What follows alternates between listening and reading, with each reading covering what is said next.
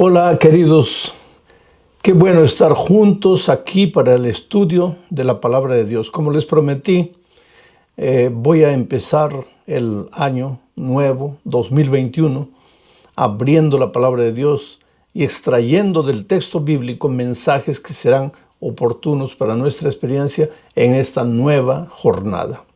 El texto para hoy está en Isaías capítulo 60, versículos 1 al 3. Voy a leer y después vamos a ir comentando el texto bíblico. Dice así: levántate, resplandece, porque ha venido tu luz y la gloria de Jehová ha nacido sobre ti. Porque he aquí que tinieblas cubrirán la tierra y oscuridad las naciones. Mas sobre ti amanecerá Jehová, y sobre ti será vista su gloria. Y andarán las naciones a tu luz, y los reyes al resplandor de tu nacimiento. ¿Qué tiene que ver este texto con nosotros hoy? Mira, los escritores bíblicos escribieron para su tiempo, para sus días, para los problemas que el pueblo enfrentaba en aquellos días. Pero naturalmente el mensaje de los escritores bíblicos puede ser transferido para nuestros días, guardando el contexto, respetando el contexto en el que fue escrito.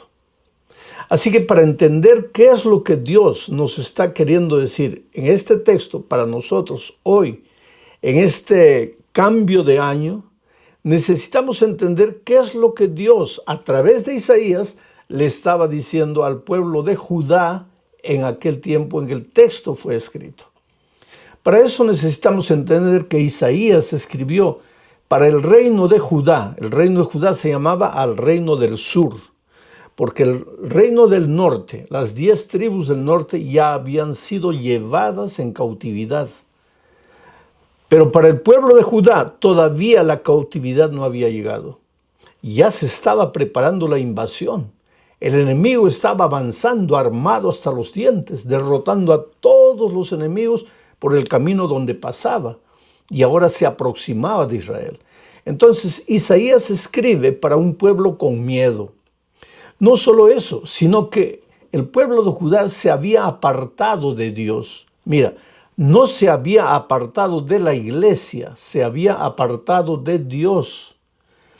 Entonces, en consecuencia, se sentía solo, se sentía desamparado, porque la verdad es la siguiente: cuando todo nos va bien, cuando todo está andando con normalidad en la familia, en la casa, en la vida personal, en la vida financiera, parece que no nos acordamos de Dios. Nos acordamos de Dios cuando el peligro se avecina, cuando las cosas se ponen mal, cuando miramos para todo lado y parece que no encontramos una salida. Entonces el pueblo de Israel, delante de esas circunstancias, al sentir que el peligro venía, al sentir que había violencia, había injusticia como consecuencia de su apartamiento de Dios, había explotación de los más ricos por los más pobres sufrían, los más ricos los explotaban. Era una situación calamitosa. No solo eso, aparecía cualquier enfermedad, cualquier dificultad, cualquier desgracia, ellos ya pensaban: es que Dios nos ha abandonado, es que Dios nos ha dejado. La verdad, querido, cuántas veces digo en mis mensajes: Dios nunca se aparta de ti. Dios te ama. Tú eres la cosa más preciosa que Dios tiene en esta vida. Somos los seres humanos que nos apartamos de Dios. Y cuando nos apartamos de Dios, vienen dificultades. Quiere decir, aunque tú estés bien con Dios, las dificultades pueden venir también. Pero cuando tú estás en Dios, aunque las dificultades vengan, tú no te desesperas. Porque tú sabes que tu Dios es todopoderoso. Estás escondido bajo sus alas. Estás unido a la roca. Estás conectado a la vid. Los enemigos pueden venir, las dificultades pueden venir, pero tú no tienes miedo, porque tú sabes que tu Redentor vive y después de la oscuridad vendrá el día. Bueno, en este contexto es que Isaías escribe al pueblo de Judá en el capítulo 60. Si tú lees el 59, vas a ver que el 59 es un capítulo de oscuridad. Ahí Isaías describe la oscuridad del pueblo. Inclusive mira que el mismo pueblo, al ver la situación en que se encontraba, se desesperaba. Mira lo que dice el capítulo 59 de Isaías, versículos 9 y 10. Dice así: por esto, ¿por qué? Por haberse apartado de Dios. Por esto se alejó de nosotros la justicia. Quiere decir, vivían en un país de injusticias. Y no nos alcanzó la rectitud. Las cosas no les salían bien. Todo les salía mal. Esperamos luz y he aquí tinieblas. Por eso le llaman al capítulo 59 de Isaías el capítulo de la oscuridad. Esperamos resplandores y andamos en oscuridad. Ahora mire esta descripción. Palpamos la pared como ciegos y andamos a tientas como si no tuviéramos ojos. Tropezamos a mediodía, como de noche estamos en lugares oscuros como muertos. Mira qué tragedia. El pueblo se había apartado de Dios y en la dificultad que hacían, miraban para aquí, tocaban esta puerta, querían abrir esta ventana, buscaban dónde está la solución, y no encontraban la solución. ¿Por qué? Porque se habían apartado de Dios. Entonces ahora, con esto en mente, vamos a leer de nuevo el texto inicial de Isaías capítulo 60, versículos 1 al 3. Dice: Dios advierte a su pueblo y dice: levántate, resplandece, porque ha venido tu luz. ¿Cómo ha venido tu luz? En el 59 no está diciendo el pueblo que estamos en la oscuridad, estamos como ciegos, no sabemos qué hacer, estamos como en la medianoche. Y ahora en el capítulo 60, en el primer versículo, Dios le dice al pueblo: levántate, resplandece, porque ha venido tu luz. ¿A qué se refiere? Entonces sigo leyendo el texto para que entiendas. Y la gloria de Jehová ha nacido sobre ti. Porque he aquí tinieblas cubrirán la tierra y oscuridad naciones, pero la gloria de Jehová, pero la luz del Señor brillará sobre ti. ¿A qué se refiere? Es que Isaías, querido, es el profeta evangélico por excelencia. De todos los profetas del Antiguo Testamento, Isaías es el que más habló del ministerio de Cristo, de su concepción virginal, de su nacimiento, de su niñez, de su ministerio, de su sufrimiento, su dolor, finalmente su muerte y finalmente del triunfal retorno de Jesucristo a esta tierra. Entonces, cuando Isaías se refiere aquí, ha llegado tu luz. Cuando él dice, la gloria de Jehová ha nacido sobre ti, se está refiriendo a la llegada de Jesús a la vida de su pueblo. Está hablando de la primera venida de Cristo. Está hablando del Mesías que llega para libertar a su pueblo del poder de las tinieblas. Está hablando del Señor Jesucristo que llega para romper las cadenas de esclavitud. Está hablando del Señor Jesucristo que viene trayendo la libertad del pecado, la salvación, la redención. Ahora vamos a tratar de aplicar el texto de Isaías para nuestros días. Hoy, querido, vivimos en días de tinieblas y de oscuridad. Las naciones están angustiadas y desesperadas. ¿Quién diría el 31 de diciembre del año anterior, del año 2019, cuando íbamos a entrar al año 2020? ¿Quién diría que íbamos a pasar lo que pasamos en este día, en este año 2020, que pasará a la historia como el año más terrible de la humanidad? Por lo menos en mi experiencia, en las casi 8 décadas de vida que tengo, yo nunca vi un año como este. El mundo quedó paralizado. El mundo se colocó de cabeza para abajo. En el mundo todo estuvimos prácticamente encarcelados por voluntad propia en nuestra casa, porque si salíamos corríamos el riesgo de ser contagiados y de morir. Murieron más de 500,000 de seres humanos en el mundo. Tú mismo seguramente has perdido un ser querido, un amigo querido, un pariente, tal vez un familiar más cercano, has perdido por causa del COVID. Quiere decir, este año ha sido un año terrible por causa de la cuarentena. ¿Qué pasó? Muchos perdieron su trabajo. Tú de repente eres un inmigrante que llegó a los Estados Unidos, todavía no tienes tu documentación en orden, trabajabas por cuenta propia, pero con esta situación de la pandemia pues perdiste el empleo. Ha sido un año de necesidad, un año que al llegar al final de año no has tenido siquiera dinero para tener una cena decente o para comprar un regalo para tu hijo, en fin. No que eso sea importante, pero estás llegando. El otro día alguien me dijo, estoy llegando al peor año de mi vida, sin dinero, sin trabajo, sin perspectivas. Y lo peor, surgió la vacuna ahora. Entonces hay gente que dice, no, la vacuna no está aprobada, la vacuna me va a hacer mal. En muchos países, 40, 50, 60% del pueblo no se quiere vacunar. Muchos gobiernos están prácticamente tomando la obligación tomando un decreto para obligar al pueblo a vacunarse, porque hay sospechas, la gente tiene miedo, tiene temor, tiene expectativa. Hay mucha gente que dice, yo me voy a vacunar después de 2 años, pero quiero ver primero qué es lo que va a pasar. Después de 2 años, de repente la enfermedad ya te alcanzó, de repente ya estás muerto. Y entonces hay mucha gente también que comienza a inventar cosas. No, porque la vacuna trae la marca del 666 para que seas perseguido, porque ya viene el decreto dominical, porque esto, porque aquello. Que decir, no hay base ninguna para afirmar cosas así. No hay base ninguna para tener miedo de lo que viene. Pero el texto dice, es que el mundo estará envuelto en oscuridad. El mundo estará envuelto en tinieblas. Y cuando viene la oscuridad y vienen las tinieblas, viene el miedo, viene la desesperación, porque, ¿qué dice el texto? En el tiempo de Judá, la gente tocaba la pared, apalpaba la pared, no había salida, y el temor se apoderaba de ellos. Y en esas circunstancias viene el profeta y dice, pero tú, querido, no tengas miedo, porque el Señor Jesucristo está llegando a tu vida.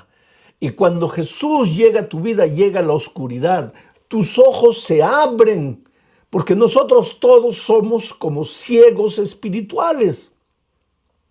Nuestros ojos físicos ven, pero nuestros ojos espirituales no ven.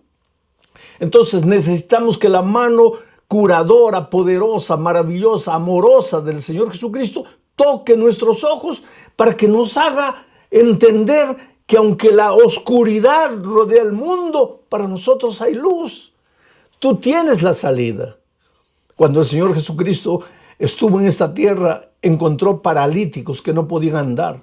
Los tocó o les habló y los hizo caminar. Por eso el texto dice, levántate. Ya no necesitas estar paralizado por el miedo. Aunque la oscuridad rodee a los pueblos y a las naciones, para ti no, para ti llegó el Señor Jesucristo, llegó la luz. Ahora mi pregunta es, querido, llegó Jesús a tu vida, pero la pregunta es, ¿le abriste el corazón? ¿Le abriste el corazón? ¿Dejaste al Señor Jesucristo entrar?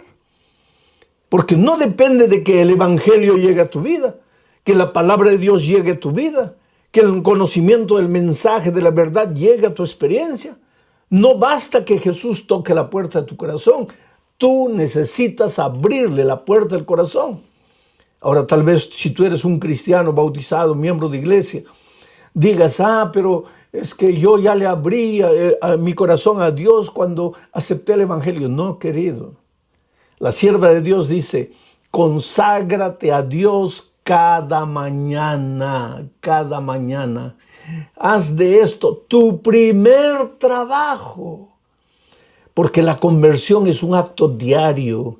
El abrir el corazón a Jesús es un acto diario. Cada mañana cuando te despiertas, lo primero que tienes que hacer es abrir tu corazón a Dios y decir, Señor, gracias, estoy vivo. Las cosas pueden estar oscuras a mi vuelta, pero yo estoy vivo. Voy a levantarme, porque esa es la orden, levántate. Porque no esperes bendiciones de Dios sentado, acostado, lamentándote, llorando, pensando que Dios te ha abandonado, porque Dios no te ha abandonado. Es interesante que en el capítulo 59, que es el capítulo de las tinieblas, porque el capítulo 60 de Isaías es el capítulo de la luz, del amanecer, pero en el capítulo 59, el versículo 1, los versículos 1 y 2 dicen así: He aquí que no se ha acortado la mano de Jehová para salvar, ni se ha agravado su oído para oír, pero vuestras iniquidades han hecho división entre vosotros y vuestro Dios, y vuestros pecados han hecho ocultar de vosotros su rostro para no oír. No se ha acortado la mano de Dios para ti. Entonces, ¿por qué si has aceptado a Jesucristo, si te has bautizado hace años, este año ha sido el peor año de tu historia? ¿Por qué? ¿Cuál es la razón? ¿Dios te ha abandonado? ¿Dios se ha olvidado de ti?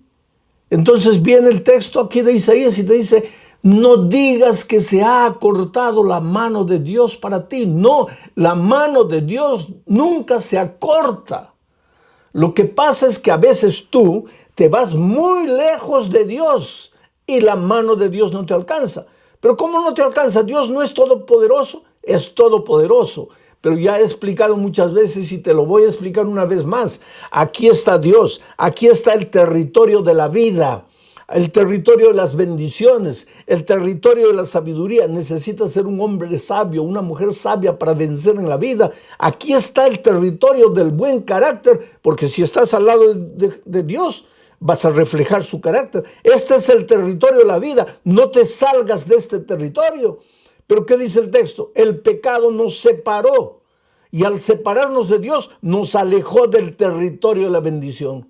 La bendición de Dios cae, la vida de Dios fluye, la sabiduría de Dios viene al ser humano que está en este territorio. Pero si yo me encuentro lejos de Dios, no hay vida, no hay sabiduría, aquí hay oscuridad, aquí hay dificultades. Pero cuando estoy aquí, cuando le entrego mi vida a Jesús, cuando me acerco a Jesús, pues la luz del evangelio llega a mi vida. La sabiduría viene. ¿Qué cosa es sabiduría? La sabiduría es un don que Dios te da cuando estás a su lado. ¿Te acuerdas del rey Salomón? Cuando el rey Salomón comenzó a reinar, una noche Dios se le apareció. Personalmente se le apareció. Y le dijo: Salomón, pídeme lo que tú quieras.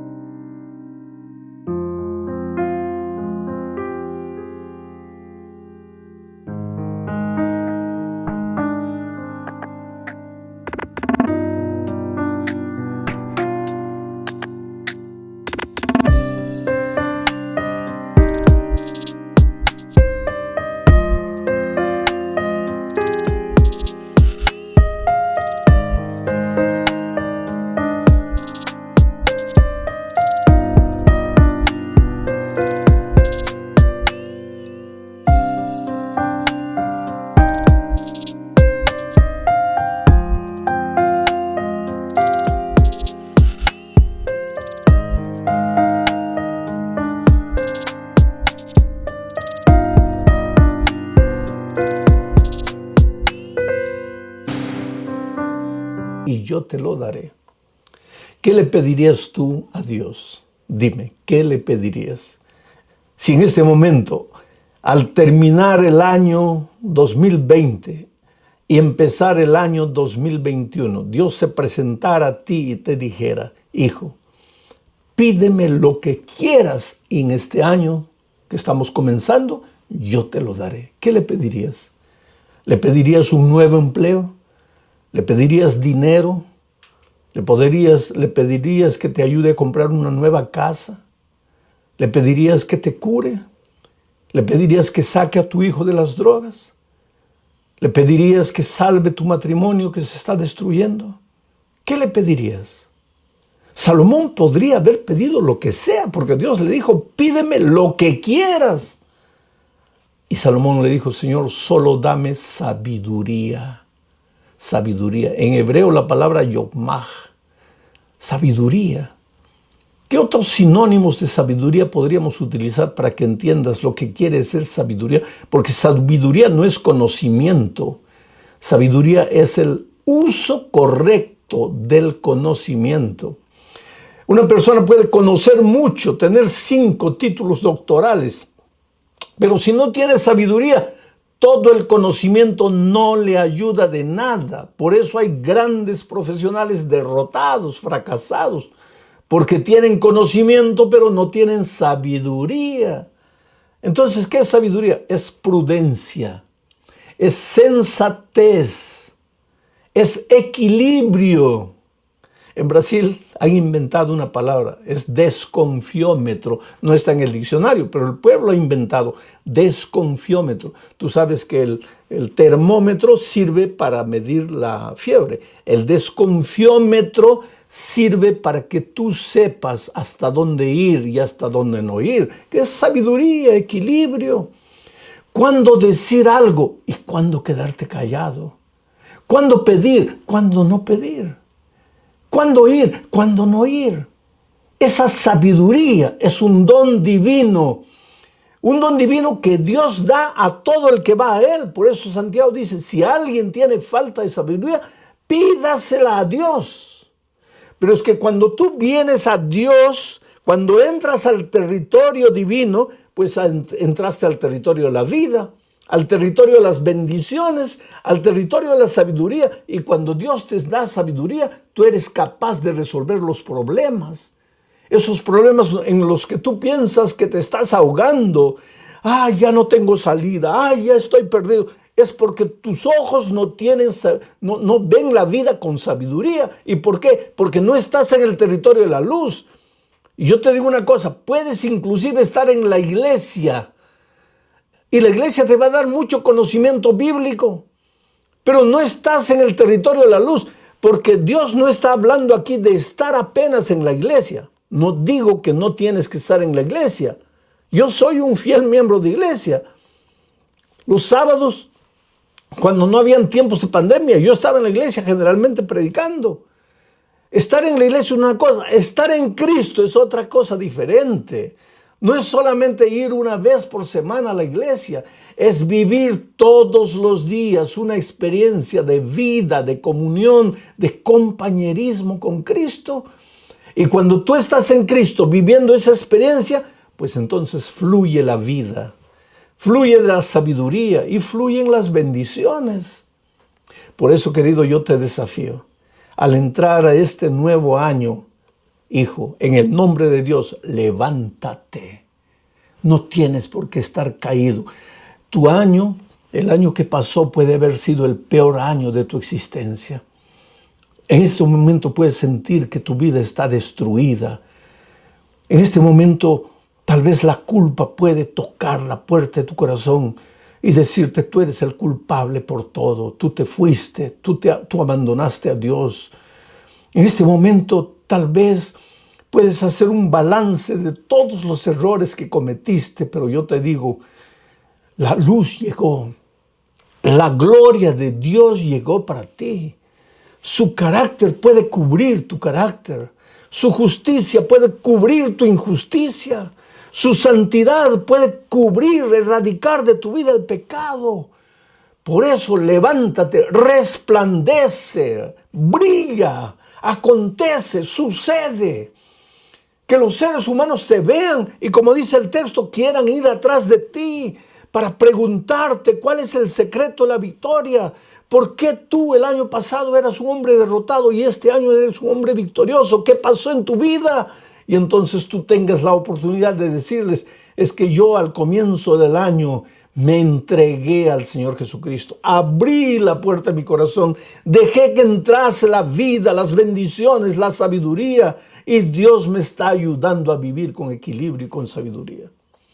Te voy a contar una historia dramática que escuché hace pocos días y que me emocionó por el poder maravilloso y transformador de Dios. El año pasado, un caballero estaba terminando el peor año de su vida. Había sido despedido del empleo después de 30 años. Y él se preguntaba, con casi 60 años de edad, ¿quién me va a dar un nuevo empleo?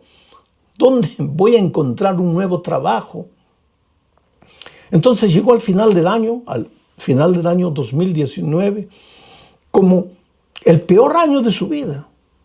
Sin dinero, quiere decir, había sacado un buen dinero de la empresa por los derechos que tenía como trabajador, pero ahora estaba con miedo de gastar el dinero porque decía, a estas alturas de mi vida nadie me va a dar empleo, voy a tener que vivir de este dinero. Entonces le dijo a la esposa, a los hijos, tenemos que usar este dinero con sabiduría, con criterio, no podemos gastar porque vamos a vivir de este dinero y yo no tengo empleo. Había buscado empleo octubre, noviembre, diciembre, nada, y no encontraba empleo.